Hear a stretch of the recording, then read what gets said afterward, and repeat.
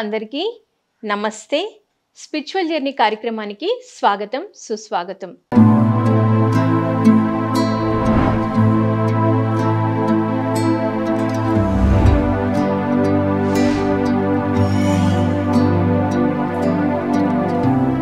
PSSM మూవ్మెంట్లో వారి యొక్క జర్నీని, పత్రిజీతో వారికి గల అనుబంధాన్ని తెలియజేసే అద్భుతమైన కార్యక్రమమే స్పిరిచువల్ జర్నీ.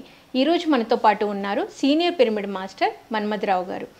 సో వారి యొక్క అనుభవాలని స్వయంగా వారి మాటల్లోనే తెలుసుకుందాం. సార్ నమస్తే. నమస్తే మేడం గారు. సార్ ముందుగా మీ బాల్యము, విద్యాభ్యాసము, తల్లిదండ్రుల గురించి. ఈరోజు పిఎంసి ఛానల్ ముందుకు వచ్చి మరి నా స్పిరిచువల్ జర్నీలో నా అనుభవాలు, నేను పొందినటువంటి జ్ఞానం, అలాగే విషయాలు అంటే తెలియజేయమని అడుగుతున్నందుకు, మరి పిఎంసి ఛానల్ ముందు నేను ప్రజెంట్ చేస్తున్నందుకు చాలా ఆనందంగా ఉంది. సార్ మాకు కూడా చాలా ఆనందంగా ఉంది. నేను పుట్టింది పూటూరు గ్రామం, అల్లూరు సీతారామరాజు జిల్లా, పెదబైల మండలం. అది ఒక మారుమూల పల్లెటూరు మేడం గారు. మా తండ్రి పేరు చిన్నయ్య గారు, మా అమ్మగారి పేరు మంగళమ్మ గారు. మా అమ్మ నాన్నలకు 6 సంతానం, 3 ఆడపిల్లలు, 3 మగపిల్లలు. మరి 1వ తరగతి నుంచి 10వ తరగతి వరకు పెదబైలు మండలంలో గల జిల్లా పరిషత్ హై స్కూల్లో నేను చదువుకున్నాను. ఆ తర్వాత ఇంటర్మీడియట్ పెందుర్తిలో చదువుకున్నాను. డిగ్రీ పాడేరు గవర్నమెంట్ డిగ్రీ కాలేజీలో చదువుకున్నాను. ఆ తర్వాత ఐటీఐ ఎంఎంవి ట్రేడ్లో ఫస్ట్ ఇయర్ అప్పర్ సీలర్లో చదువుకున్నాను. సెకండ్ ఇయర్ అరకువేలిలో చదువుకున్నాను. ఆ తర్వాత డైట్ భీమ్లీలో చదువుకున్నాను. పీజీ ఆంధ్ర యూనివర్సిటీలో చదివాను. బీఈడి ఎస్కేఎంఎల్ కాలేజ్ కాకినాడలో చదివాను. ఈ విధంగా నా విద్యాభ్యాసం సాగింది మేడం గారు. నా వివాహము 1999 ఏప్రిల్లో మా వివాహం జరిగింది. మా మిస్సెస్ పేరు ఈశ్వరమ్మ. మాకు జాబ్ రాకుండా ముందుగానే నాకు మ్యారేజ్ అయింది. ఓకే. 2001 సంవత్సరంలో నాకు గవర్నమెంట్ ఉద్యోగం వచ్చింది. ఓకే. అప్పటి నుంచి ఆ గవర్నమెంట్ టీచర్ ఉద్యోగాన్ని చేస్తూ అలాగా మరి నా వృత్తి ధర్మాన్ని నేను నిర్వర్తిస్తూ పిల్లలు ఉన్నాను. మాకు 2000 సంవత్సరంలో పెద్ద బాబు పేరు హిమవర్ధన్.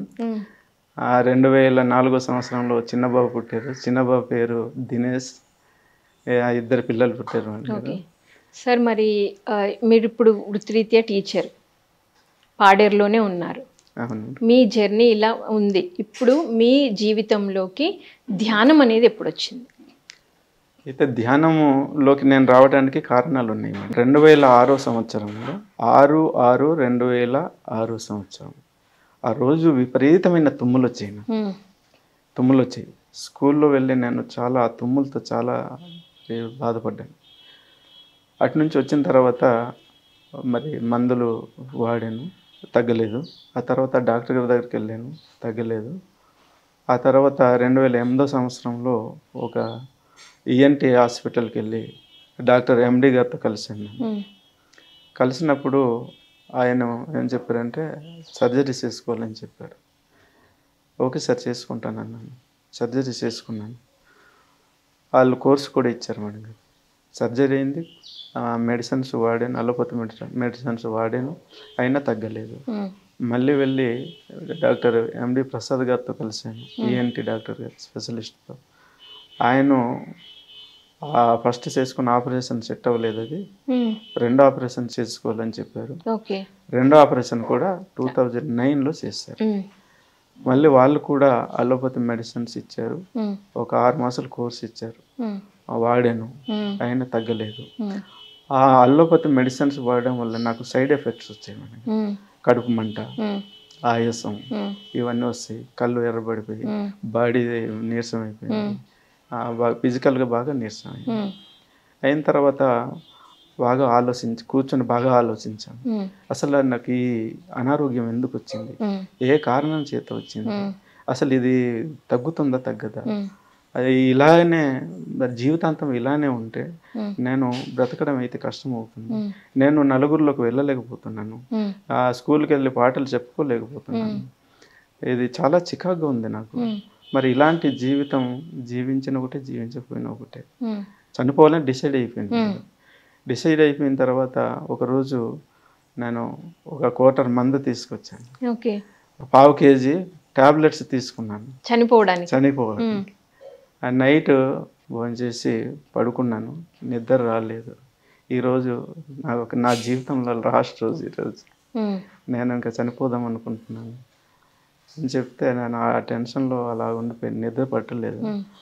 నిద్ర పట్టకపోతే ఆ తర్వాత మందు తాగి భోంచేసి అలా పడుకుని పోయాను, నిద్రలోకి జారిపోయాను. అలాగా 12 ఆ టైము నిద్ర వస్తుంది, నిద్రలోకి జారిపోయాను, బాగా మత్తులోకి వెళ్ళిపోయాను. వేసుకున్నారు టాబ్లెట్స్? వేసుకోలేదు, టాబ్లెట్ వేసుకోలేదు, మత్తులోకి వెళ్ళిపోయాను. వెళ్ళిపోయిన తర్వాత 4 గంటలకి మెలకు వచ్చింది నాకు. 4 గంటలకి తెల్లారుజాము 4 గంటలకి మెలకు వచ్చింది. మెలకు వచ్చిన తర్వాత లేచి కూర్చున్నాను. మరి నా మనసు తడతడలాడుతుంది, షేక్ అవుతుంది. అసలు ఏంటి పరిస్థితి, నేను టాబ్లెట్స్ వేసుకొని నేను చనిపోదాం అనుకున్నాను, మత్తులో నిద్రలోకి జారుకున్నాను, మత్తులోకి వెళ్ళిపోయాను. ఒక క్షణం ఆలోచించాను, ఆలోచిస్తూ సరేలే ఈరోజు మరి మిస్ అయింది, ఇప్పుడు ఆ మాత్రలు వేసుకుందామంటే ధైర్యం సరిపోవట్లేదు, మందు దిగిపోయింది, మత్తు దిగిపోయింది, ధైర్యం చాలట్లేదని సరే చూద్దాం తర్వాత అని మళ్ళీ పడుకున్నాను. పడుకున్న తర్వాత ఒక గడ్డం ఉన్న ఒక యోగి నాకు వచ్చారు, కళ్ళలోకి వచ్చారు. గడ్డం ఉన్న యోగి కళ్ళలోకి వచ్చారు, లాల్ చేసుకున్నారు. 6 అడుగుల ఆజానుభావులు, యాపిల్ పంటలాగా తల్ల మెరుస్తున్నారు. ఆయన అనుభవంలోకి వచ్చారు. వచ్చిన తర్వాత 3 మాటలు చెప్పారు. నాయన, నీ రోగం తగ్గడానికి చావే పరిష్కారం కాదు అన్నారు, ఫస్ట్ మాట. రెండో మాట ఏంటన్నారంటే, ప్రతి అనారోగ్యానికి మందు ఉంది, పరిష్కారం ఉంది. మూడో మాట ఏమన్నారంటే, ప్రతి సమస్యకు పరిష్కారం ఉంది, వెతుకు నాయనా అన్నారు. అన్న తర్వాత నేను 6 గంటలకి నిద్రలోంచి మెలుగొచ్చింది నాకు. లేచి కూర్చోగానే ఆ 4 మాటలు నాకు గుర్తుకొచ్చాయి. అయితే నాకు బ్రతుకు మీద ఆశ పుట్టింది. ఓకే. సో ఎప్పుడైతే స్వామీజీ కనిపించి అవి చెప్పారు, మీకు బ్రతుకు మీద ఆశ పుట్టింది. సరే కొంతకాలం పోస్ట్ పోన్ చేద్దాం, ఈ చావు అనేది కొంతకాలం పోస్ట్ పోన్ చేద్దాం, పరిష్కారం వస్తుందేమో చూద్దామని అప్పటి నుంచి నేను మళ్ళీ ఈ గురువుల్ని, ఈ ఆయుర్వేదిక్ మెడిసిన్ని వాడడం, మళ్ళీ కొంతమంది గురువుల దగ్గరికి వెళ్ళడం, కొన్ని ఆశ్రమాల్లోకి వెళ్ళడం, ఆ ఇంట్లో పూజలు, వ్రతాలు, అభిషేకాలు, హోమాలు సేవించడం, ఇవన్నీ స్టార్ట్ చేశాం. అంతకుముందు లేదు నాకు భక్తి మార్గంలో, అసలు నేను లేను, అసలు భక్తి అనే ఆలోచనే లేదు నాకు. కానీ కొంతమంది గురువులతో కలవడం, కొంతమంది సిద్ధాంతులతో కలవడం వల్ల మీకు ఏలినాటి శని ఉందని, మీ గ్రహ ప్రభావం బాగాలేదని చెప్పేసి, శనీశ్వరుడు మీకు మీ జీవితంలోకి ఎదురొచ్చాడని చెప్పేసి ఇలా చెప్పడం వలన మరి పోనీ ఏదైతేనేమి నా అనారోగ్యానికి పరిష్కారం దొరకాలి అనుకుని నేను ఎవరు ఏది చెప్తే అది చేస్తూనే వచ్చాను. అప్పటి నుంచి భక్తి స్టార్ట్ చేస్తాం, పూజలు, వ్రతాలు, యజ్ఞాలు, హోమాలు, గ్రహశాంతులు అన్నీ కూడా స్టార్ట్ చేస్తాం.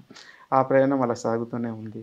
ఆయుర్వేదిక్ డాక్టర్స్ దగ్గరికి వెళ్ళి ఆ మందులు వాడుతున్నాను. కొంతమంది ఆయుర్వేదిక్ గురువులు ఉంటారు, వాళ్ళ దగ్గరికి వెళ్ళి వాడాను. తర్వాత సిద్ధాంతుల దగ్గరికి వెళ్ళాము, అవి కూడా చేసాము. చేస్తూ వెళ్తున్న తరుణంలో అన్ని ప్రయత్నాలు మళ్ళీ అయిపోయాయి. అప్పటికి ఒక 2 years అయిపోయాయి. ఓకే, 2 years ఆ ప్రయాణం అలా. సో మీ సమస్యకి పరిష్కారం దొరకలేదు. అప్పుడు ఎవరో ఒక మాస్టర్ చెప్పారు, మధ్యవీధి, జీమాడుగుల మండలం మధ్యవీధిలో ఒక గురువు గారు ఉన్నారు, ఆయన దగ్గర మంచి మెడిసిన్స్ ఉంటాయి, ఆయన తీర్పులు కూడా చేస్తారు, ఆయన దగ్గరికి వెళ్తే మీకు ఆ పరిష్కారం అనేది దొరుకుతుంది అని అన్నారు. అంటేనేమో నేను బైక్ వేసుకొని మధ్యవీధి వెళ్ళి ఆయనతో కలిశాను. కలిస్తే ఆయన, మన దగ్గర మంచి మందులు ఉన్నాయి, నేను మందిస్తే ఏదైనా తగ్గిపోతుంది, మన దగ్గర నయం కాని జబ్బు అంటూ ఏది ఉండదు, మందు ఇస్తాను, తగ్గితే మందు వల్ల తగ్గిపోద్ది, మందు వల్ల తగ్గకపోతే నేను తీర్పు చేస్తాను. తీర్పు అంటే పూజలు వేసేస్తారు, పూజలు, గ్రహ శాంతులు, వాటికి సంబంధించి ఆ తీర్పులు చేస్తాను, దాని ద్వారా కూడా తగ్గిపోతాయి అని చెప్పారు. ఆయన పేరు అర్జున్ రావు గారు. అర్జున్ రావు గారు. జి అర్జున్ రావు గారు. అయితే సరే మీరు నా నా సమస్య అంటే నా జబ్బు అనారోగ్యం పోవడం అనేది నాకు కావాలి. అర్జున్ రావు గారు కూడా ఇప్పుడు పిరమిడ్ మాస్టరే కదా, పిరమిడ్ మాస్టర్ మొన్న మనకి ఇంటర్వ్యూ ఇచ్చారు. ఓకే ఆయన ఓకే, ఆయన అద్భుతమైన మాస్టర్. యా చాలా బాగా చెప్పారు, మొన్న అంతా జర్నీ విన్నాం కదా. అయితే ఫస్ట్ నేను మందు ఇస్తాను బాబు, ఈ మందు వాడండి అని చెప్పారు. మందు ఇచ్చారు, ఆ మందు తీసుకొచ్చి వాడాను మేడం. 4 days కంట్రోల్ అయింది, తగ్గింది. 5th day మళ్ళీ వచ్చింది, మళ్ళీ వెళ్ళాను, మళ్ళీ మందు ఇచ్చారు, మళ్ళీ 4 days కంట్రోల్ అయింది, 5th day మళ్ళీ వచ్చింది. బాబు మీ మందు ఇలా 4 days వరకు కంట్రోల్ చేస్తుంది, ఆ తర్వాత మళ్ళీ వస్తుంది, మరి నాకు పర్మనెంట్ సొల్యూషన్ కావాలి అని అడిగారు. పర్మనెంట్ సొల్యూషన్ ఇవ్వండి అనేసి అంటే అప్పుడు ఆ గ్రహ శాంతులు, తీర్పులు, అవన్నీ పూజలు అవన్నీ చేయించారు మనకి. మొత్తం అన్ని సమస్తం చేయించుకున్నట్టున్నారు కదా సార్? చేయించుకున్నాను. 1 year చేయించుకున్నాను. 1 year ఆయన వైద్యం చేశారు, మందులు ఇచ్చారు, ఈ పూజలు చేశారు, గ్రహ శాంతులు చేశారు, హోమాలు చేయించారు, వ్రతాలు చేయించారు. ఆయన చేసిన వ్రతాలు ఏ వ్రతం చేయమంటే ఆ వ్రతం చేసాం మేడం గారు. జ్యోతి వచ్చి ఇద్దరి మధ్యలో పడిపోయేది తనంతటా అదే వచ్చి, అలాంటి వ్రతాలు చేయించారు. చేయించిన అసలు నా సమస్య ఆరోగ్యం పడలేదు, పరిష్కారం దొరకలేదు. నేను ఒకసారి వెళ్ళి చేయగలరా చేయలేరా, అసలు నా సమస్య పరిష్కరించగలరా పరిష్కరించలేరా, ఒకసారి సూటిగా అడిగేద్దామనేసి వెళ్ళాము. వెళ్ళిన ఏంటి మీ సంగతి ఏంటి, అసలు మీరు అసలైన మంది ఇస్తున్నారా లేకపోతే డూప్లికేట్ మంది ఇస్తున్నారా, అసలు చేయాల్సింది చేస్తున్నారా చేయట్లేదా, మరి మీ వల్ల నాకు నా అనారోగ్యం తగ్గుతుందా లేదా, ఈరోజు కరెక్ట్గా చెప్పండి అని చెప్పేసి నేను నిలదీశాను వెళ్ళి. బాబు మీ మందులు, నా దగ్గర ఉన్న మందుల వల్ల, నేను చేసే తీర్పుల వల్ల మీ జబ్బు నయం అవ్వదు, పోదు, నేను ఒకటి చెప్తాను చేయండి అన్నారు. ఏంటి బాబు చెప్పండి అని. ధ్యానం చేయి బాబు పోతుందని చెప్పారు. ధ్యానమా, నాకు ధ్యానం గురించి తెలుసు, నేను MA BEd చదువుకుని MA BEd చదివాను నేను, నాకు బోలంత నాలెడ్జ్ వచ్చు, ధ్యానం గురించి తెలుసు, అన్ని తెలుసు. ఆ కథలేం చెప్పకండి నాకు. ధ్యానం వల్ల ఈ జబ్బులు పోతే, సమస్యలు పరిష్కరించబడితే ఈ రోజు మానవుడు ఎవడు దుఃఖంతో ఉంటాడా, ఉండరు కదా. మరి మీరు కొత్తగా నాకు ధ్యానం గురించి చెప్తున్నారు. మాకు ఆ పీజీలో ధ్యానం చేయించారు, ఇంకా అది కాదు వేరే ఏమైనా చెప్పండి, వేరే మార్గం ఉంటుందని చెప్పండి, కానీ ధ్యానం అయితే వద్దు వద్దది అని చెప్పేస్తే, సరే బాబు అది పోతుందో లేదో చేస్తే కదా తెలుస్తుంది అని చెప్పారు ఆయన. ఇన్ని ప్రయత్నాలు చేశారు కదా, ఇది ఒక ప్రయత్నం. చింతకాయ పులుపు ఉంటుంది అంటాం, అది పులుపు ఉందో తీపిగా ఉందో తింటే కదా తెలుస్తుంది. సరే ఆయన పట్టించుకోకుండా వచ్చేసాను మేడం గారు. సో వినడం అయితే వినలేదు, వచ్చేసాను, పక్కన పెట్టేసి వచ్చేసాను.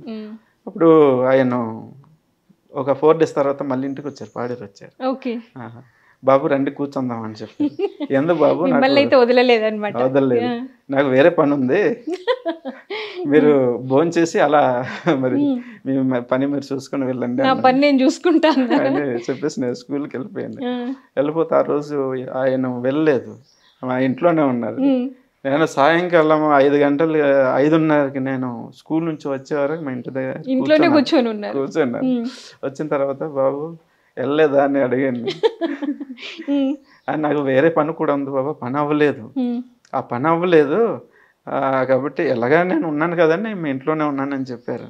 మీ శనిసూరులాగా తగులుకున్నాడు ఈయన అని లోపల అనుకున్నాను నేను, పైకి అనలేదు, ఈ శనిసూరులాగా తగులుకున్నాడు, ఎందుకు వచ్చిన బాధ అని చెప్పేసి సరే చెప్పండి అనేసి, బాబు ధ్యానం చేయండి అని. ఈ ధ్యానం గోల పక్కన పెట్టి ఇంకా ఏదైనా ఉంటే చెప్పండి అన్నా.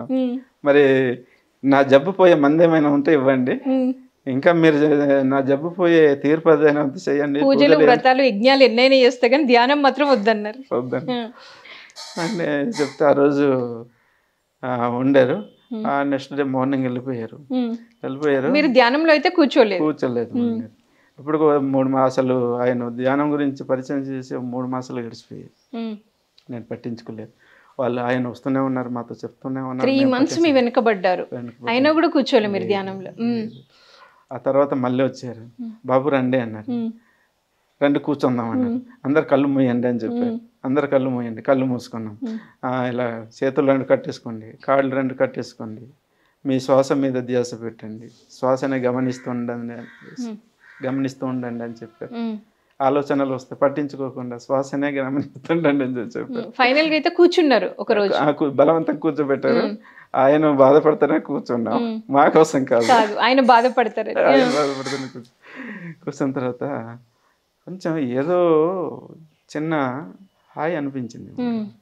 హాయ్ అనిపించింది. ఫస్ట్ సిట్టింగ్ లోనే ఒక ఫీల్ అయ్యారు. ఫీల్ అయ్యింది, ఏదో హాయ్ అనిపించింది. కానీ నా అహంకారం అడ్డేసింది. ధ్యానం అంటే నాకు తెలుసు కదా, నేను ఎంఏ బీఈడి చదువుకున్నాను కదా, నేను అక్కడ ధ్యానం గురించి టాపిక్ ఉంది కదా, నాకు తెలుసు కదా, ఇంకా నేను చెప్పేది కొత్తగానే ఒక అహంకారాన్ని అడ్డేసింది. మళ్ళీ అలాగే ఒక 6 months గడిచిపోయింది. 6 months గడిచిపోయిన తర్వాత ఎలా చేయాలని ఆయన ఆలోచించారు. మధ్యాహ్నం మా ఇంట్లోకి వచ్చి కూర్చున్నారు. నేను స్కూల్కి వెళ్ళాను, ఇంకా స్కూల్ నుంచి రాలేదు. మధ్యాహ్నం వచ్చేసారంట ఆయన, 1 గంటకి వచ్చి మా ఇంట్లో కూర్చున్నారు. నేను స్కూల్ నుంచి ఇంకా వచ్చే వరకు కూర్చున్నారు. నేను 5:30కి వచ్చాను స్కూల్ నుంచి. వచ్చినాక బాబు ఎప్పుడు వచ్చారని పలకరించాను. నేను మధ్యాహ్నం 1 గంటకు వచ్చాను బాబు, మీ గురించి అన్నారు. ఎందుకు అన్నారు. అంటే గురుగారు అనకాపల్లి వస్తున్నారు, ఒకసారి వెళ్దాం బాబు అన్నారు. నాకు వేరే పని ఉంది, నేను రానని చెప్పాను. రేపు పొద్దున్నే నేను లేచి స్కూల్కి వెళ్ళాలి, మీ పని మీరు చూసుకోండి, నన్ను మాత్రం వదిలేయండి అని చెప్పి దండం పెట్టేశాను. బాబు మీకోసం వద్దు, నా కోసం, నేను ఇప్పుడు గురుగారితో కలవాలి, నన్ను అక్కడ డ్రాప్ చేయి, అనకాపల్లి వరకు డ్రాప్ చేసి మనం క్లాస్ అయిపోయిన తర్వాత గురుగారితో కలిసిన తర్వాత మళ్ళీ వచ్చేద్దాం పాడారు. కానీ మీకు దండం పెడతాను బాబు, నాతో మరి రండి, ఈరోజు నాకు దిగబెట్టండి, గురుగారితో నేను కలిసే భాగ్యాన్ని నాకు కల్పించండి అని అడిగారు. ఆ మాటలతో కట్టిపడేశారు నన్ను. సరే బాబు అనేసి డ్రెస్ చేంజ్ చేసుకొని కాఫీ తాగేసి బయలుదేరాం. అనకాపల్లిలో సత్యనారాయణ థియేటర్ ఉంది, ఆ థియేటర్లో ఆ రోజు ప్రోగ్రాం పెట్టారు. మేము వెళ్ళి లోపల కూర్చున్నాం. ఆ సంగీతం కచేరీ అవుతుంది. ఆ సంగీతం కచేరీ వినుకుంటే ప్రశాంతంగా కూర్చున్నామండి. కూర్చుంటే ఇంకా గురుగారు రాలేదు. అనేక జిల్లాల నుంచి అందరూ వచ్చారు. వచ్చి వాళ్ళ యొక్క ధ్యాన అనుభవాలు చెప్తున్నారు. స్టేజ్ మీద ధ్యాన అనుభవాలు చెప్తున్నారు. నా లైఫ్లో అది కొత్తగా అనిపించింది. అసలు ఏంటిది, ఎంత ఉందా ధ్యానంలో అంటే నేను తెలుసు అనుకున్నాను, కానీ నాకు ఏం తెలియదని ఇప్పుడు అర్థమవుతుంది నాకు. అంటే వీళ్ళు అనిపిస్తుంది, ఒకవైపు అనుమానం అనిపిస్తుంది, కరెక్టా కాదా. కరెక్ట్ అంటే ఇది కరెక్ట్ అంటే మానవులంతా హాస్పిటల్కి ఎందుకు వెళ్తారు, ఈ పూజలు వ్రతాలు ఇవన్నీ ఎందుకు చేస్తారు? ధ్యానం అందరు చేసుకునేవాళ్ళు కదా, అందరు ధ్యానం ద్వారా అనారోగ్యాలు మరి నుంచి బయటపడేవాళ్ళు కదా, మరి సమస్యల నుంచి బయటపడేవాళ్ళు కదా అని మళ్ళీ ఒకవైపు అనిపిస్తుంది. సరే ఏదేమైనా సరే అనేసి చూద్దామని చెప్పేసి అలాగే ప్రశాంతంగా ఏం మాట్లాడకుండా కూర్చున్నారు. ధ్యానంలో కూర్చున్నారు? లేదు, జస్ట్ ఊరికే కూర్చొని స్టేజ్ మీద ప్రోగ్రామ్స్ చూస్తున్నారు. ఆ తర్వాత గురుగారు వచ్చారు, స్టేజ్ మీదకి వచ్చారు. అందరూ చప్పట్లు కొట్టారు, నేను కొట్టాను చప్పట్లు. చూసాను. అప్పుడు అనిపిస్తుంది నా లోపల, ఏమనిపిస్తుందంటే ఈ గురుగారిని నేను ఎక్కడో చూసాను, ఎప్పుడో కలిసాను అనిపిస్తుంది లోపల, ఇన్నర్లో. ఎప్పుడో చూశాను, ఎప్పుడో కలిసాను, నేను ఎక్కడో చూశాను, ఎన్నాళ్ళలో నాకు పరిచయం ఉంది ఉన్నట్టుగానే నాకు ఎన్నో జన్మల నుండి అనిపిస్తుంది. అంటే ఆ జన్మల వరకు నేను ఆలోచించలేదు, ఎన్నో రోజుల నుండి, ఎంతో కాలం నుంచి నాకు ఎంతో పరిచయం ఉన్నట్టుగా నాకు అనిపిస్తుంది లోపల నుంచి. ఎన్నోసార్లు నేను కలిసినట్టు, మరి ఎంతో మాట్లాడినట్టుగా అనిపిస్తుంది నాకు. అప్పుడు నేను ఒక ఆలోచనలో పడ్డాను, నేను ఎక్కడ చూశాను, ఎప్పుడు కలిసాను, ఎప్పుడు కలిసాను, అది నాకు గుర్తు రావట్లేదు. నేను ఆ ఆలోచనలోనే ఉండిపోయాను. అయితే గురుగారు స్పీచ్ ఇచ్చారు, బాగుంది, ఎంత కొత్తగా అనిపించింది నాకు, అది కొత్త బంగారు లోకంలాగా అనిపించింది. అయితే నాకు మానసికంగా ఒక ఫ్రీ అనేది అనిపించింది అక్కడ అటెండ్ అయిన తర్వాత. కొంచెం రిలాక్స్ అయినట్టు, ఆ వైబ్రేషన్లో రిలాక్స్ అయినట్టు అనిపించిన తర్వాత ప్రోగ్రామ్ అయిపోయిన తర్వాత అందరూ సెకండ్లు ఇచ్చారు గురుగారికి. ఇప్పుడు గురుగారు థియేటర్ బయటకు వచ్చారు. వచ్చిన తర్వాత నేను వెళ్ళి కలిసారా? ధ్యానం అయితే చేయలేదు కానీ గురువుని అయితే కలిసారు. ఇప్పుడు సెకండ్ ఇచ్చాం. సెకండ్ ఇచ్చాను మేడం. ఇస్తే సెకండ్ చేయి పట్టుకున్నారు. సెకండ్ ఇచ్చి కళ్ళలో కళ్ళు పెట్టి చూశారు మేడం గారు. అయిపోయిందా? ఫ్లాట్ అయ్యారు? ఐస్ అయిపోయింది మేడం. అలా చూశాను. ఆహా, గురుగారు మీతో కలవాలని వచ్చాను. ఓకే అన్నారు. అయిపోయింది అని చెప్పారు. చెప్పేసిన తర్వాత ఇంకా మనం మాట్లాడడానికి అవ్వలేదు మనకి. మాట్లాడడానికి అవ్వలేదు. సరే నెక్స్ట్ టైం కలుద్దామని చెప్పేసి అక్కడ ఒక శాకాహారి హోటల్ ఉంటే అక్కడికి వెళ్ళి భోంచేసి నైట్ బయలుదేరి వస్తాను మనకి పాడారు. కానీ నా మైండ్లో అది తిరుగుతూ ఉంది. నేను గురుగారితో ఎక్కడ చూశాను, ఎప్పుడు కలిశాను, ఎంతో కాలం నుంచి నేను ఎంతో కలిసినట్టుగా మాట్లాడినట్టుగా నాకు అనిపిస్తూ ఉంది. వచ్చి పడుకున్నాను మేడం. పడుకున్నాను. ఆ మైండ్లో తిరుగుతూనే ఉంది. నిద్ర పట్టట్లేదు నాకు. అప్పుడు పడుకున్న తర్వాత 3:30 టైంలో, తెల్లారుజాము 3:30 టైంలో నాకు గుర్తుకొచ్చింది. ఏమని, ఆ రోజు నేను సూసైడ్ చేసుకొని చనిపోదాం అనుకున్నాను. ఒక నైట్ టాబ్లెట్స్ వేసుకొని సూసైడ్ చేసుకొని చనిపోదాం అనుకున్నాను. ఆ రోజు స్వప్నంలోకి వచ్చి, నీ సమస్యకు చావే పరిష్కారం కాదు, ప్రతి రోగానికి మందు ఉంది, పరిష్కారం ఉంది, ప్రతి సమస్యకు పరిష్కారం ఉంది, ఇది కాబట్టి నువ్వు ప్రయత్నం చేయమని అన్నారు. ఆ గురుగారే ఈ గురుగారు. అప్పుడు మీకు కనిపించిన విజన్కి మళ్ళీ పత్రిజీని కలవడానికి 2 years పట్టిందా గ్యాప్? పట్టింది. అలా అప్పుడు గుర్తుకొచ్చింది. గుర్తుకొస్తే అప్పుడు నాకు నిద్ర పట్టట్లేదు, ఆతృత. గురుగారితో నేను కలవాలి, ఎక్కడున్నారు అని నేను అనుకొని ఒక పిరమిడ్ మాస్టర్ దగ్గర నేను ఫోన్ నెంబర్ తీసుకుని ఆ డ్రైవర్ గారు రాజుగారితో ఫోన్ చేశాను. ఫోన్ చేస్తే సార్ మలేషియా వెళ్ళారు, రావడానికి కొంత టైం పడుతుంది అని చెప్పారు. ఎప్పుడు వస్తారు, కొంచెం మెసేజ్ ఇవ్వండి సార్ అనేసి అడిగాను. ఆ తర్వాత ఆ సార్ నాకు ఫోన్ చేశారు. ఫోన్ చేసి ధూళిపూడి గారు ఫోన్ చేసి అక్టోబర్ 18వ తారీఖున నర్సీపట్నం వస్తున్నారని చెప్పారు. ఆ రోజు క్యాలెండర్లో టిక్ పెట్టుకున్నారు. 18వ తారీఖున నర్సీపట్నం వెళ్ళి ఆ ప్రోగ్రాంలో అటెండ్ అయిన తర్వాత ప్రోగ్రాంలో మరి చాలామంది మాస్టర్స్ అద్భుతమైన అనుభవాలు చెప్పారు. అంటే పాటలు కూడా పాడారు. మరి గ్రేట్ మేడం వీర జగదీశ్వర గారు పాటలు పాడారు. చాలా ఇన్స్పైర్ అయ్యాను మేడం గారి పాటలు విని. ఆ తర్వాత ప్రోగ్రామ్ అయిన తర్వాత పత్రి సార్తో కలిసాను. మళ్ళీ సెకండ్ ఇచ్చాను.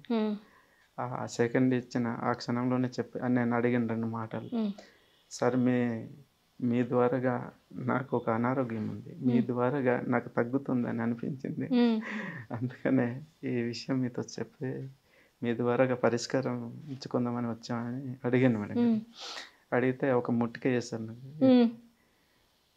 నీకు డాక్టర్వి నువ్వే, నీ గురువు నీలోనే ఉన్నాడు, నీకు డాక్టర్వి నువ్వే, నీ పరిష్కారం నీలోనే ఉంది, సమస్య నీలోనే ఉంది, సమస్య పక్కనే పరిష్కారం నీలోనే ఉంది, డాక్టర్ నీలోనే ఉన్నాడు, గురువు నీలోనే ఉన్నాడు, ఆ గురువు పేరే శ్వాస. వండర్ఫుల్ అని చెప్పారు. చెప్పి ఒక చెంప దెబ్బ వేసారు. పోనైనా ధ్యానం చేసుకోమన్నారు అన్నారు. ఇప్పుడు అక్కడి నుంచి అంటే పత్రిజీ పోనాయన ధ్యానం చేసుకో అంటే తప్ప మీరు ధ్యానంలో కూర్చోలేదన్నమాట. అయితే అప్పటి నుంచి మళ్ళీ పాడేరు వచ్చేసాము. వచ్చిన తర్వాత ధ్యానం చేస్తున్నాం, కానీ ధ్యానం కుదరట్లేదు. ఒకవైపు అనారోగ్యం, ఒకవైపు 10 నిమిషాలు పావుగంట ధ్యానం, ఆలోచనలు తగ్గేది కాదు. అలాగే ధ్యానం చేస్తూ ఉన్నాం, కానీ సమయం తక్కువ, ఇంకా పూర్తిగా ధ్యానంలో స్థిరపడలేదు. అప్పుడు నేను మధ్యవిధి అర్జున్ రావు గారితో ఫోన్ చేసి చెప్పాను, ఇలా చేస్తున్నాను కానీ ధ్యానం కుదరట్లేదు, ఎవరైనా 4 మంచి మాటలు చెప్పే వాళ్ళు ఉంటే చెప్పండి బాబు, క్లాస్ చెప్పేవాళ్ళు ఉంటే చెప్పండి, నేను క్లాస్ చెప్పించుకుంటాను అనేవాళ్ళు. అప్పుడు ఈ ఏజెన్సీలో మన్యసీమలో క్లాసులు చెప్పేవారు లేరు మేడం. అయితే 2010లో అక్టోబర్ తర్వాత అప్పుడు భీమ్సింగ్లో మేడం వాళ్ళు ఉన్నారు, వాళ్ళు క్లాస్ చెప్తారు, అక్కడికి వెళ్దాం బాబు అనేసి అన్నారు. సరే వెళ్దాం అనేసి అన్నాము. అర్జున్ రావు గారు భీమ్సింగ్ దేవి రజిత గారు మేడం గారు వాళ్ళ దగ్గర తీసుకెళ్ళిన తర్వాత వాళ్ళు కొన్ని క్లాసులు అవి చెప్పారు. కానీ అసలు కూర్చుందామంటే ఈ తుమ్ములు, తుమ్ములు, మరి కళ్ళు ఎర్రబడిపోయి నీరసము, దానివల్ల ధ్యానం పెద్దగా చేయలేకపోయేవాడిని. అయితే మేడం గారు వాళ్ళు చెప్పారు, మరి అనేక విషయాలు చెప్పారు, క్లాసులు చెప్పారు, ధ్యానం వలన లాభాలు చెప్పారు, ధ్యానం యొక్క విశిష్టత చెప్పారు, అనేక విషయాలు చెప్పారు. అయితే ఆ డిసెంబర్ వరకు ఆ మేడం గారు వాళ్ళతో నేను వెళ్ళి ధ్యాన ప్రచారానికి వెళ్ళేవాడిని. ధ్యానం కూడా చేస్తూ ఉన్నాను. అయినా పూర్తిగా ఇంకా నేను ధ్యానంలో స్థిరపడలేదు మేడం. స్థిరపడకపోతే డిసెంబరు 2010 డిసెంబరులో అమరావతిలో ధ్యాన చక్రం జరుగుతుంది. మొదటి ధ్యానం చక్రం. మొదటి ధ్యానం మీకు మొదటి ధ్యాన మహాచక్రం. మాకు మొదటి ధ్యాన చక్రం జరుగుతుంది. అక్కడ వెళ్దామని చెప్పేసి మధ్య విద్యార్థి రావు గారు చెప్పారు. సరే వెళ్దాం బాబు అనేసి అన్నాం. అయితే ఆయనే ట్రైన్ రిజర్వేషన్ చేయించారు విజయవాడ వరకు. అయితే వాళ్ళు మేము ముందు వెళ్ళి ఉంటాం బాబు, మీరు రండి అని చెప్పారు. మేము కుటుంబ సమేతంగా వెళ్ళడం జరిగింది. డిసెంబర్ 21 నుంచి 31 వరకు అక్కడ ధ్యానం చక్రం జరుగుతుంది. మేము 23rd వెళ్ళాము, డిసెంబర్ 23rd వెళ్ళి మా పిల్లలకి మేము ఫోన్ నెంబర్ ఇచ్చాం. నాన్న మీరు ఆడుకోండి, పాడుకోండి, ఆకలిస్తే వెళ్ళి అన్నం తినండి. మేము మరి కనపడకపోతే ఏ అంకులో ఫోన్ నెంబర్ తీసుకుని మాకు కాల్ చేయండి అని చెప్పి ఫోన్ నెంబర్ రాసి జేబులో పెట్టేస్తాం పిల్లలు. ఇప్పుడు మేము వెళ్ళి ప్రాతకాల ధ్యానంలో కూర్చున్నాం. గురువుగారు ఫ్లూట్ వాయిస్తుంటే నా నాడి కదిలేదు మేడం గారు. ఆ వైబ్రేషన్ నా బాడీలో తాకి నా నాడి కదిలేదు బాడీ లోపల. అప్పుడు నాకు ఒక క్లారిటీ వచ్చింది. ధ్యానం వలన నాలో ఉన్నటువంటి అనారోగ్యం పోతుందనే ఒక నమ్మకం కుదిరింది. ఫస్ట్ టైం సార్ సమక్షంలో చేసినప్పుడు కుదిరింది.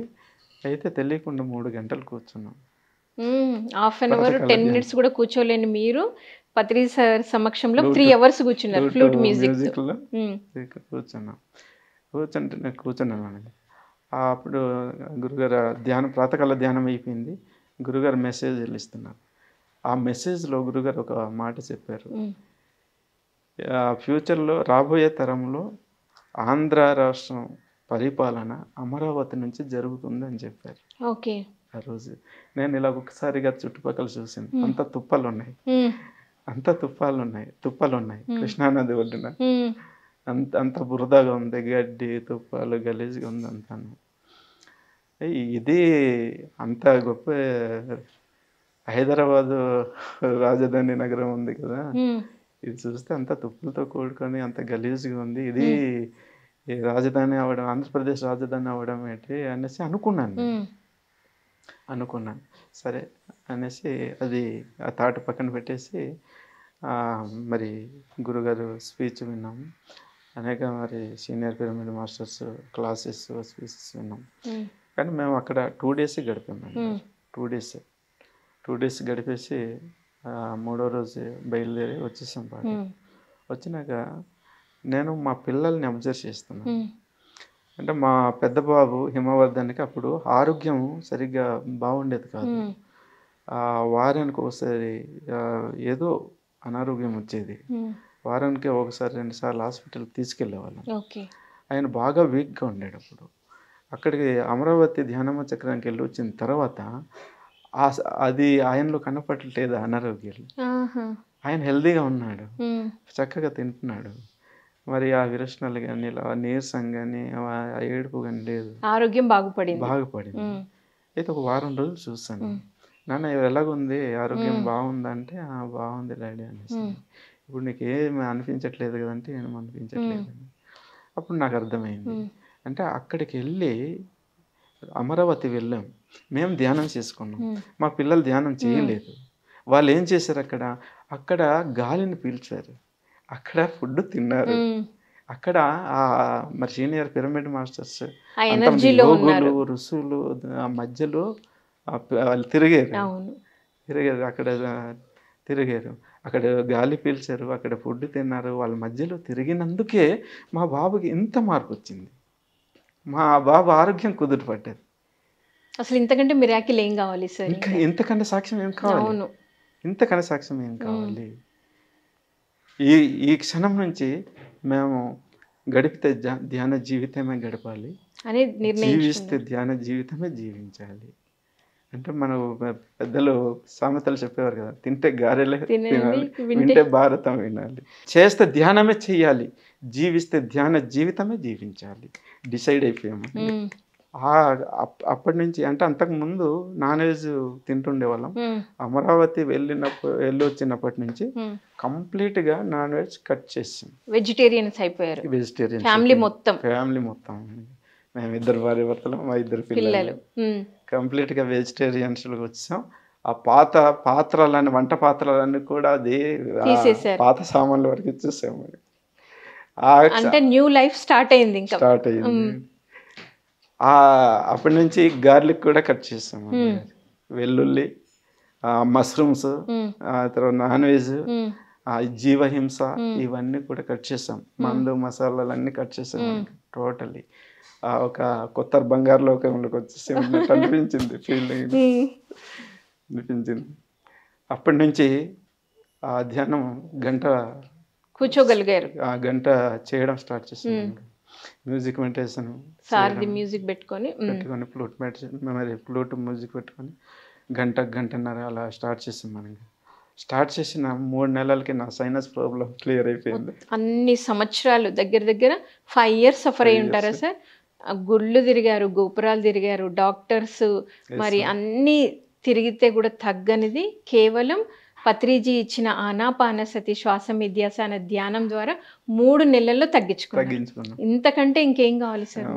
3 నెలల్లో కంప్లీట్ పైసా ఖర్చు పెట్టలేము. మీ ఇంట్లో మీరు కూర్చున్నారు, మీ శ్వాసను మీరు గమనించాము. ఏమాత్రం కష్టం లేదు, పైసా ఖర్చు లేదు. ఇంతకన్నా ఏం కావాలి మేడం గారు? కరెక్ట్. అప్పుడు మా మిస్సెస్కి వెన్నుపూస ప్రాబ్లం ఉండేది మేడం గారు. ఆమె అప్పటికి ధ్యానం చేయట్లేదు. నేను చెప్తూనే ఉన్నాను కానీ దానికి వంట పడట్లేదు. ఓకే, మీకు కూడా 4 years పట్టింది కదా. అది ఎప్పుడు రావాలో అప్పుడు వస్తుంది, ఎప్పుడు ధ్యానం చేయాలో అప్పుడు చేస్తారు. అదే ప్రగాఢమైనటువంటి విశ్వాసం నాలో ఉంది. నేను ఫోర్స్ చేయకూడదు, బలవంతం చేయకూడదు. ఎప్పుడు రావాలో అప్పుడు వస్తారు ధ్యానంలోకి, ఎప్పుడు చేయాలో అప్పుడు చేస్తారు. ఎప్పుడు క్యూర్ అవుతుంది అప్పుడు క్యూర్ అవుతుంది, ఎప్పుడు నేర్చుకోవాలో అప్పుడు నేర్చుకుంటాను అంతే అని చెప్పేసి. మరి ప్రస్తుతానికైతే నేను ఆమెకి హాస్పిటల్ తీసుకెళ్ళాలి, వైజాగ్ తీసుకెళ్ళాను. ఆంధ్ర మెడికల్ ప్రొఫెసర్ గారు విజయ్ కుమార్ గారి దగ్గరికి తీసుకెళ్ళి కౌన్సిలింగ్ ఇప్పించాను. ఇప్పించిన తర్వాత ఆయన కౌన్సిలింగ్ చేశారు, అన్ని టెస్టులు చేయించేశారు. చేయించినాక మెడికల్ రిపోర్ట్స్ చూసి వెన్నుపూస అరిగిపోయింది మేడం, ఈ వెన్నుపూస కీళ్ళు రీప్లేస్మెంట్ చేయాలి అన్నారు. దానికి ఎంత అవుతుంది సార్ అని అడిగాను. మినిమం 3 lakhs అవుతుంది. 3 lakhs ఆ పైన ఎంతైనా అవ్వచ్చు. అది మీరు చేయించుకుంటారా అని అడిగారు. మేము ఆలోచించి వస్తాం సార్ అన్న. ఒకసారి ఆలోచించుకుంటాం, 2 days తర్వాత మీకు కాల్ చేస్తాం అని చెప్పాను. అప్పుడు తీసుకొచ్చేసాను మేడం గారు. వైద్యం చేయించుకోలేదు, టెస్టులే చేయించాను. తీసుకొచ్చి ఒక మరి బేబీతో మనం చెప్పినట్టు చెప్పాను, కూర్చోబెట్టి చెప్పారు మొత్తం. చెప్పాను. మరి ధ్యానం వల్ల నా సమస్య తగ్గింది. మరి అమరావతి వెళ్ళాము, కల్లారా చూస్తాం. పిల్లలకు కూడా బాగైంది, మన పిల్లలకు ఆరోగ్యం కుదురుపడ్డది. మరి ఇంకా ఇంతకన్నా నమ్మకం ఏం కావాలి, ఇంతకన్నా భాగ్యం ఏం కావాలి? నువ్వు కూడా ధ్యానం చేస్తే ఖచ్చితంగా తగ్గిపోతుంది అని చెప్తే, నిజమేనండి నేను చేస్తాను ఈ రోజు నుంచి ధ్యానం అని చెప్పేసి మొత్తం అంత కట్ చేసి ధ్యానం ఆ రోజు స్టార్ట్ చేశాను. స్టార్ట్ చేసిన 3 మాసాల్లో ఆమె వెన్నుపూస ఎటువంటి వైద్యం లేకుండా పైసా ఖర్చు లేకుండా సెట్ అయిపోయింది. అనారోగ్యం నుంచి బయటపడిపోయి బ్రహ్మాండంగా ఉన్నారు. చాలా బాగుంది సార్ నిజంగా. మీ చూడండి అంత మిమ్మల్ని కరెక్ట్గా ఒక ట్రాక్లోకి, పత్రి సార్ చెప్తారు కదా పిచ్చుక కాళ్ళకి దారం కట్టినట్టు, వాళ్ళు ఎక్కడున్నా నా దగ్గరికే వస్తారన్నట్టు మిమ్మల్ని చూడండి అక్కడ ఒక విజన్ ద్వారా మీకు చూపించి లాక్కొని వచ్చి మీ ఆరోగ్య సమస్యలు పరిష్కారం అయ్యాయి ధ్యానం ద్వారా, శాకాహారులు అయ్యారు, మొత్తం ధ్యాన కుటుంబం అయింది. సో మరి మీకు ప్రచారము ఇవన్నీ మీకు ఎప్పుడు స్టార్ట్ అయింది మీ జీవితంలో? సెల్ఫ్ మరి చెకప్ చేసుకున్నాం, ఇప్పుడు ధ్యానంలోకి వచ్చాము, ధ్యానం చేస్తున్నాం, మా ఆరోగ్యాలు కుదురుపడ్డాయి. ఇంకేమైనా మాలో అజ్ఞానం ఉందా, లోపాలు ఉన్నాయా, సరికాని మాటలు, సరికాని ఆలోచనలు, సరికాని ఆచరణలు ఏమైనా ఉన్నాయా, అవి మార్చుకోవాలని చెప్పేసి వాటి మీద ఫోకస్ పెట్టాను. మాలో ఉన్నటువంటి 100% ఉన్నటువంటి సరికాని ఫీలింగ్స్, సరికాని ఆలోచనలు, 100%లో ఉన్న సరికాని ఆచరణలన్నీ కూడా అది మార్చుకునే ప్రయత్నం చేసుకుంటూ ధ్యానం చేసుకుంటూ వస్తున్నాం. అప్పుడు మేమేమనుకున్నామంటే ఫస్ట్ మనం 10 మందికి ఆదర్శం కావాలి. మన జీవితం ప్రపంచానికి ఆదర్శం కావాలి. ఫస్ట్గా ప్రపంచానికి ఆదర్శం అయ్యే ముందు ఈ మన్యసీమలో ఆదర్శం కావాలి. మనం కొన్ని అనుభవాలు పొందితే మన అనుభవాలు 10 మందితో చెప్తే వాళ్ళు కూడా వింటారు. మన ఆలోచన సరిగ్గా లేనప్పుడు, మనమే అనేక సమస్యలతో ఉన్నప్పుడు, అనేక అనారోగ్యాలతో ఉన్నప్పుడు ఎవరు వింటారు?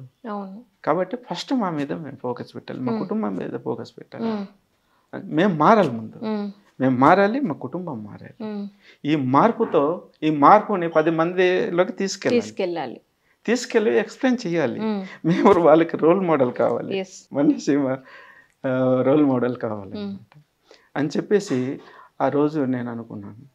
అయితే మా ఫ్యామిలీ వరకు ఓకే మేడం, స్థాయిలోకి వచ్చాం అంటే ధ్యానంలో స్థిరపడ్డాం, శాకాహారులు అయ్యాం.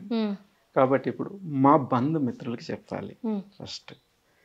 ఫస్ట్ మా కుటుంబం మీద కేర్ తీసుకున్నాం, తర్వాత బంధుమిత్రులకి చెప్పాలి. మా అన్నదమ్ములు, మా అక్క చెల్లెలు, వాళ్ళ ఇళ్ళలోకి వెళ్ళి మేము చెప్పాం ఇది విషయం, మేము ధ్యానం చేస్తున్నాం, ధ్యానం వల్ల మేము సంపూర్ణ ఆరోగ్యాన్ని పొందాం, మరి ఆనందంగా జీవిస్తున్నాం. కాబట్టి మాలాగా మీరు కూడా ధ్యానం చేయండి, జ్ఞానాన్ని పొందండి, ఆరోగ్యాన్ని పొందండి, ఆనందంగా జీవించండి. మరి అందరూ ఆనందంగా జీవిస్తే అంతకన్నా భాగ్యం ఏముంటుంది? ఫస్ట్ బంధువుల్లో ప్రచారం స్టార్ట్ చేశారు. సో బంధువులు వచ్చారా మరి ధ్యానంలోకి? వచ్చారు మేడం. సో దాని తర్వాత సార్ మరి మీరు మూమెంట్లో ఇప్పుడు మీకు చుట్టుపక్కల ఇన్ని గ్రామాలు ఉన్నాయి, మీరు ఏజెన్సీ అంటారనుకుంటా ఇక్కడ. సో అక్కడ మీరేమైనా ప్రచారం చేశారా? చేసాం. చెప్పండి సార్ దాని గురించి. ఫస్ట్ మా బంధువులతో చేసాం. మా బంధువులంతా కూడా ధ్యానంలోకి వచ్చేసారు. మా చిన్న తమ్ముడు రాలేదు, ఇప్పటికన్నా రాలేదు. ఓకే, వస్తారని విశ్వసిస్తాం. తప్పకుండా వస్తారు సార్. అయితే ఆయన కూడా వచ్చారు. మేము మా బలవంతం వల్ల ఒక 1 year చేశారు ధ్యానం, మళ్ళీ బేక్ వెళ్ళిపోయారు. సరే మళ్ళీ వస్తారని ఆశిస్తున్నాం. అయితే మా ఒక్క చిన్న తమ్ముడు మరదలు తప్ప మా బంధువులంతా కూడా ధ్యానంలోకి వచ్చేసారు. అందరు శాకాహారులు అయిపోయారు, అందరు ధ్యాన ప్రచారం చేస్తున్నారు. అది మేడం. ఆ తర్వాత మా బంధువులంతా వచ్చారు ధ్యానంలోకి, శాకాహారులు అయిపోయారు. ఓకే, ఇప్పుడు స్కూల్లో నేను పనిచేసే స్కూల్ నుంచి స్టార్ట్ చేయాలి. ఓకే అని తర్వాత 3వ స్టెప్ స్కూల్స్ తీసుకున్నాం. నేను ప్రైమరీ స్కూల్ టీచర్ని. నేను 1st to 5th class వరకు డీల్ చేస్తాను, ఆల్ సబ్జెక్ట్స్ డీల్ చేస్తాను.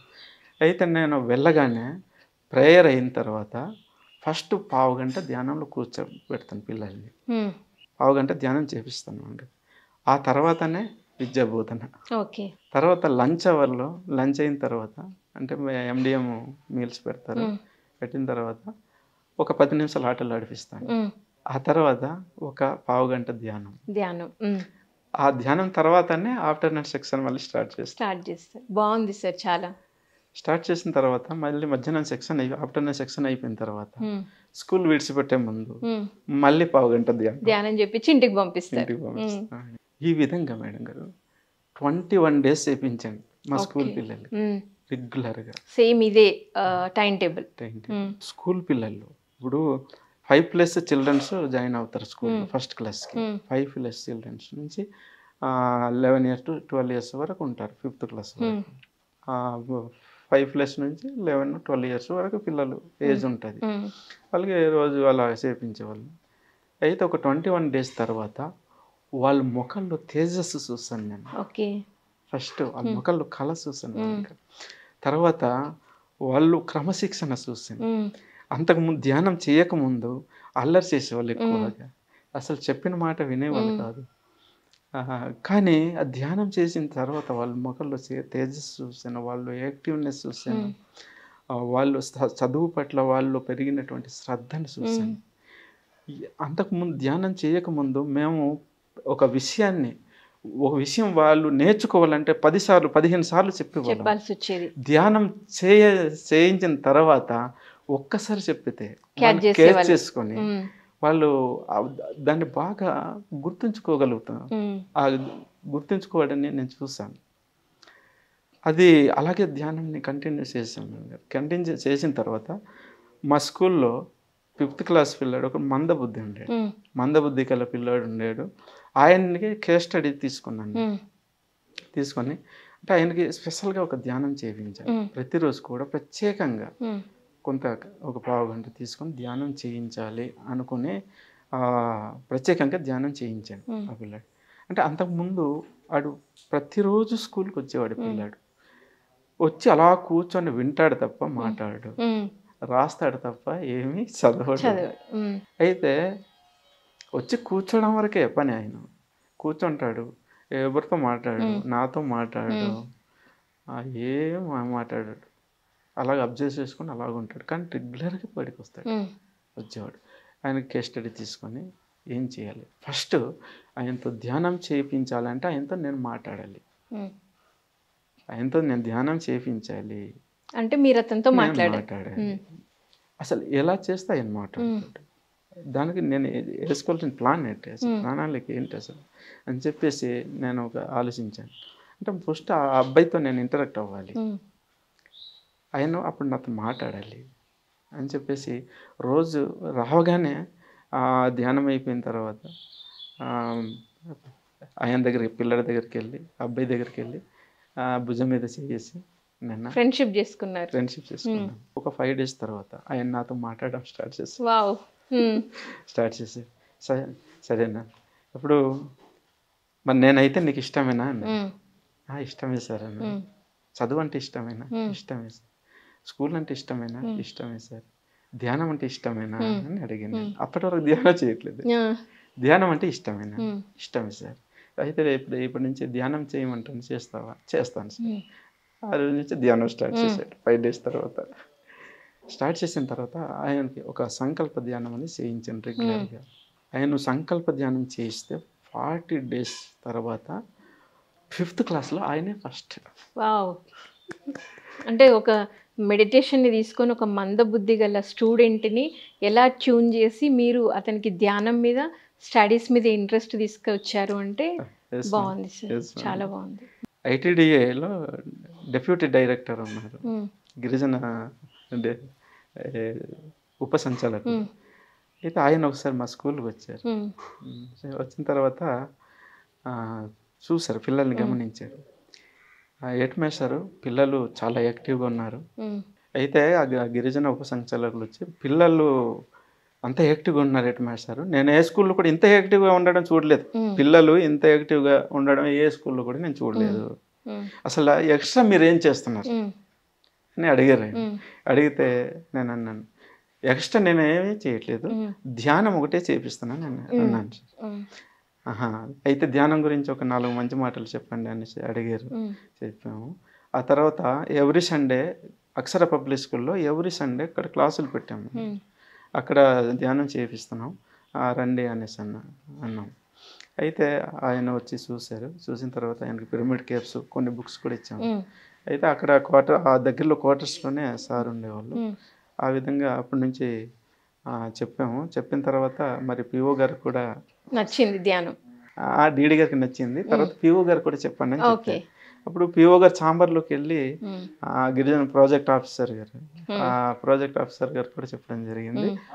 వాళ్ళు కూడా బాగుందని చెప్పారు. అయితే ఆ తర్వాత 2017లో మండల్ హెడ్ క్వార్టర్స్ కొన్ని హై స్కూల్స్ తీసుకొని 10 days మెడిటేషన్ అనేది చేయించారు మేడం మన సొసైటీ నుంచి. చేయించడం వల్ల ఆ 10 daysలో అనేక హై స్కూల్ పిల్లలకి చాలా అద్భుతమైన మార్పులు వచ్చాయి. మేము విత్ ప్రూఫ్తో, ఫోటో, బయోడేటాతో సహా వాళ్ళ ఎక్స్పీరియన్స్ని రాయించుకున్నాము. రాయించుకొని పిఓ గారితో, తర్వాత డీడీ గారితో మేము మాట్లాడిన తర్వాత ఇది మంచి ప్రోగ్రాం, మరి వాళ్ళలో ఏకాగ్రత శక్తులు కానీ, జ్ఞాపక శక్తులు కానీ, బుద్ధి కుశలత కానీ, ఇలాగ వాళ్ళు చెడు పోవాలన్నా, వాళ్ళు మరి మంచి అలవాట్లు అలవాడాలన్నా ధ్యానం ఒకటే మార్గం. ఇంకా మిగతా మార్గాలన్నీ కూడా ఆ ప్రయత్నాలన్నీ అయిపోయాయి. కాబట్టి ఇక్కడ పూర్తి స్థాయిలో ఇంప్లిమెంట్ చేద్దాం. ప్రతి స్కూల్లో కూడా ఒక ధ్యానం పీరియడ్ ఒకటి పెడదామని చెప్పారు. ఆ సమయంలో మరి సార్స్ ఇద్దరు కూడా ట్రాన్స్ఫర్ అయిపోయి వెళ్ళిపోవడం ఓకే. అది అంతటితో ఆగింది మేడం. అయితే సార్ ఇప్పుడు ఇంకా మీ ఊర్లో ధ్యాన ప్రచారము మీ పిరమిడ్ గురించి చెప్పండి సార్. ఓకే, స్కూల్స్లో చాలా ప్రయోగాలు చేసాం మేడం గారు. ఓకే. అద్భుతమైన ఫలితాలు వచ్చాయి. ఉమ్. మరి ఆ తర్వాత స్కూల్స్ అయిపోయింది అక్కడ. మూడో స్టేజ్ స్కూల్స్ తీసుకెళ్ళాం. ఫస్ట్ మా కుటుంబం, తర్వాత బంధుమిత్రులు, తర్వాత స్కూల్స్, ఓకే. తర్వాత ఇప్పుడు సమాజంలోకి తీసుకెళ్ళాలి ధ్యానాన్ని ఉమ్. అని చెప్పేసి అందరూ మరి పాడారు. మాస్టర్స్ మరి ధ్యానంలోకి వచ్చారు. అందరిలో ఏదో ఒక ఆరోగ్య సమస్యలన్నీ ఉండేవి. వాళ్ళు మనతో కలవడం జరిగింది. వాళ్ళకు గైడ్ చేసాము.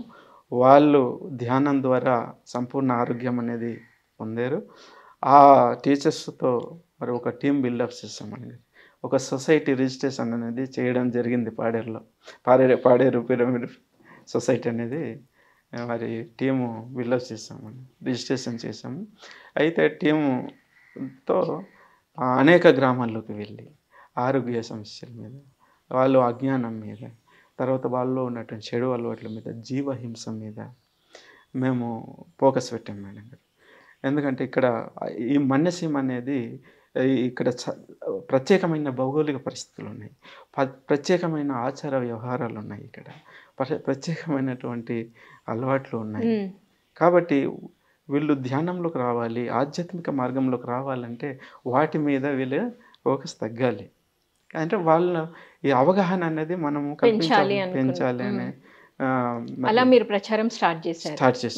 స్టార్ట్ చేసిన తర్వాత ఫస్ట్ జీవహింస మీద, వేటలు వెళ్ళడం, తీసుకొచ్చి జీవరాశుల్ని చంపేసి తీసుకొచ్చి వాళ్ళు భక్షణ చేయడం, తర్వాత ఈ అలవాట్లు చెడు వ్యసనాలకి బానిస అవ్వడం, ఆ తర్వాత వీటి మీద ఎక్కువ ఈ రోగాలు అనేది పచ్చిసారి చెప్తారు కదా సార్ మరి మేడం గారు.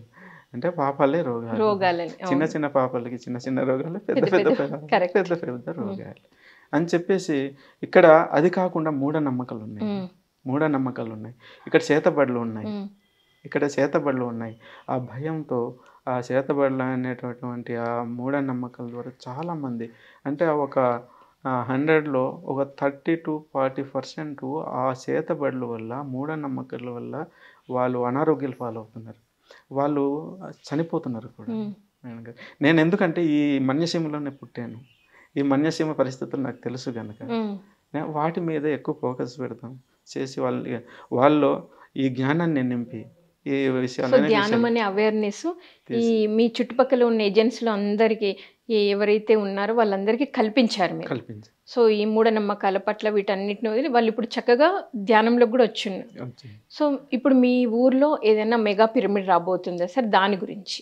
అదే ఈ విధంగా మేడం గారు అంటే అనేక విషయాలు డీల్ చేస్తాం మేము. ఓకే. ఈ మన్యసీమలో అనేక విషయాలు డీల్ చేసిన తర్వాత అద్భుతమైన మార్పులు అయితే వస్తున్నాయి.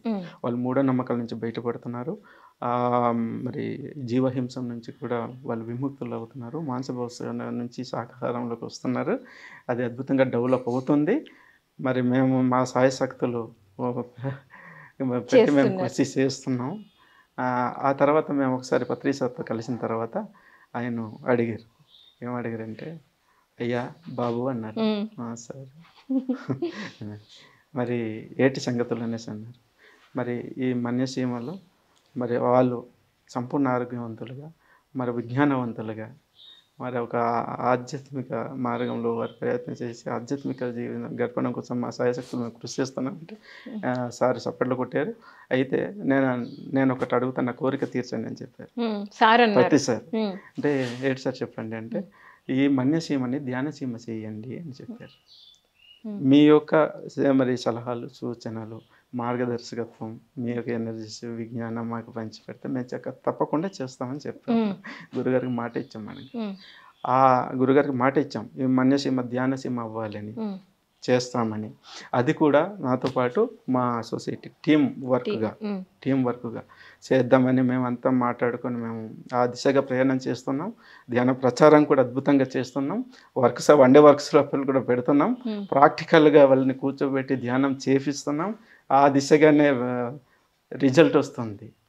అదే మాకు ఈ పాడేరు సొసైటీలో ఉన్నటువంటి మా టీం, మా అందరు టీచర్సే 7 ఉన్నాము. ఈ 7 నాకు దొరికినటువంటి, ఈ మన్యసీమలో దొరికినటువంటి గొప్ప గిఫ్ట్స్ మేడం. మా టీం మెంబర్స్, ఆ టీం సపోర్ట్తోనే ఈరోజు మన్యసీమ ధ్యానసీమ చేయాలనే దిశగా మేము ప్రయాణం చేస్తున్నాం. సో దీనిలో భాగంగా పిరమిడ్ కూడా అనుకున్నాం. అయితే మనం ఇక్కడ ధ్యానం చేయాలి అంటే, అందరూ ధ్యానం వైపు ఆకర్షితులు అవ్వాలి అంటే, మరి మనం టీవీలో ప్రోగ్రాన్ని మనం రిసీవ్ చేసుకున్నట్టు మరి ఈ జనాల్ని కూడా ధ్యానము ఆకర్షించాలంటే పిరమిడ్ అనేది ఉండాలనే ఉద్దేశంతో మరి ఇక్కడ పాడేరులో ఒక భాగం, కొత్తపాడేరు గ్రామంలో ఒక 2 పిరమిడ్లు, రూప పిరమిడ్లు అనేది రావడం జరిగింది. అయితే అల్లూరి సీతారామరాజు డిస్ట్రిక్ట్లో ఒక మెగా పిరమిడ్ రావాలనే సంకల్పం చేసుకున్నాం మేడం. ఆ సంకల్పం చేసుకున్న తరుణంలో మా మాయ గారు అంటే మా మిస్సెస్ వాళ్ళ నాన్నగారు, ఆయన ధ్యానంలోకి వచ్చారు. వచ్చిన తర్వాత ఆ ధ్యానం ఆయనకి నచ్చింది. ధ్యానం వలన ఆయన ఎన్నో లాభాలు పొందిన తర్వాత మాడుగుల పత్రిసారు వచ్చినప్పుడు, నేను పాడేరులో మెగా పిరమిడ్ కట్టడానికి నేను స్థలము ఉచితంగా ఇస్తామని చెప్పేసి మన పిరమిడ్ సొసైటీకి, పిరమిడ్ ధ్యానానికి ఆయన 31 సెంటు ఉచితంగా ధ్యానం ఇచ్చారు మేడం. ఉచితంగా భూమి ఇచ్చారు. ఉచితంగా భూమి దానం చేశారు మన సొసైటీకి. అయితే ఆ మెగా పిరమిడ్ నిర్మాణం ముందుగా ఒక నమూనా పిరమిడ్ రావాలని ఉద్దేశించి ఆ సైటు లెవెల్ చేసి, అక్కడ సైటుకి రోడ్ వేసి అక్కడ ఒక కేర్ సెంటర్ కూడా స్టార్ట్ చేశాం మేడం. ఈరోజు కేర్ సెంటర్ పౌర్ణమి అమావాస్య రోజుల్లో ఒక 100 నుంచి 150 మంది అటెండ్ అవుతున్నారు. పౌర్ణమి అమావాస్య అఖండ ధ్యానాలు అన్నీ కూడా జరుగుతున్నాయి. ఎవరు వచ్చినా సరే ఉచిత అన్నదానం జరుగుతుంది. మరి ధ్యానం చేసుకునే వాళ్ళకు ఎన్నలైనా సరే అక్కడ ఉండి ధ్యానం చేసుకునే భాగ్యం కల్పిస్తున్నాం. వాళ్ళు ఎన్నెల్లో ధ్యానం చేసుకున్న అక్కడ ఉచిత అన్నదానం కూడా మేము ఏర్పాటు చేస్తున్నాం. చాలా గ్రామాల నుంచి, అనేక గ్రామాల నుంచి వస్తున్నారు. సార్, ఇది ఎక్కడ ఉంది? ఈ ప్లేస్ అనేది ఎక్కడ ఉంది? ఇక్కడ పాడేరుకి సమీపంలో, పాడేరు నుంచి 8 కిలోమీటర్లు డిస్టెన్స్లో కుజ్జిలి గ్రామంలో ఉంది మేడం గారు. అక్కడ కేర్ సెంటర్ ఓపెన్ చేస్తాము. ఆ పిరమిడ్ మాయగారు ఇచ్చిన పిరమిడ్ సైట్లోనే, మెగా పిరమిడ్ రాబోతున్నటువంటి ఆ సైట్లోనే కేర్ సెంటర్ ఓపెన్ చేస్తాము. ఆ కేర్ సెంటర్కి ఒక పేరు కూడా పెట్టాము మేడం గారు, డాక్టర్ బ్రహ్మర్షి పత్రిజీ పిరమిడ్ మహాశక్తి క్షేత్రం. వావ్, చాలా బాగుంది. అది ఇన్నర్ నుంచి వచ్చింది. అది మన టీంతో చర్చించిన తర్వాత మరి ఆ పేరు పెట్టడం జరిగింది కేర్ సెంటర్కి. అయితే ఆ నమూనా పిరమిడ్ ఒకటి స్టార్ట్ చేసాము. అక్కడ టాయిలెట్స్ కూడా ఆల్రెడీ నిర్మాణం జరిగిపోయినాయి. నమూనా పిరమిడ్ 26x26 పిరమిడ్ స్టార్ట్ చేసాం. దాని మరి గోడలు లెవెల్ వరకు అయితే వచ్చేసాయి. ఇంకా నెక్స్ట్ పైపులు వేసి రేకుతో రూప్ వేయాల్సి ఉంది మేడం గారు.